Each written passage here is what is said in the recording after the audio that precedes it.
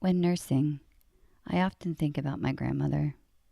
I would ask her how she could possibly know something, often before I did. She always told me she had a little birdie on her shoulder. I met Anthony just before he turned 18. He was thin, pale, and so tall his feet hung off the end of the bed. His room was surrounded by things he loved, including his baseball cards and sports memorabilia. He found humor and a smile no matter the circumstances. His ability to live in the present was his superpower. When he turned 18, Anthony decided his own DNR status. He didn't want any medical interventions. He wanted to leave this world on his own terms. Anthony had end-stage Ewing sarcoma.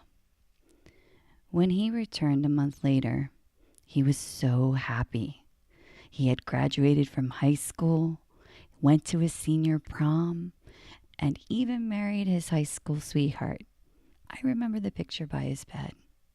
He told me he felt at peace and knew his time was coming. I can't say the same for those who loved him. I watched as his family began talking at, rather than to, Anthony. Instead of acknowledging his uncontrolled pain despite the ketamine PCA or his DNR status, his family talked about what colleges he would be attending next year. I watched as Anthony's soul appeared to be vanishing before my eyes. His smile and laughter lost to the illness that seemed to be consuming him.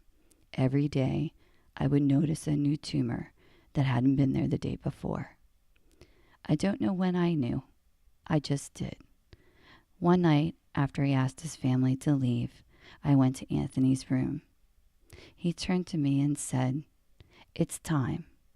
I'm ready to go, but I'm worried about everyone else." When I looked in his eyes, I could see the truth in his words.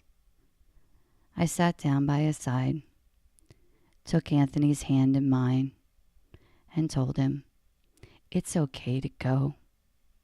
If you're ready, then everything else will work itself out." Anthony passed peacefully that night. After my shift, I sat in my car sobbing so hard I couldn't breathe. I called my grandmother.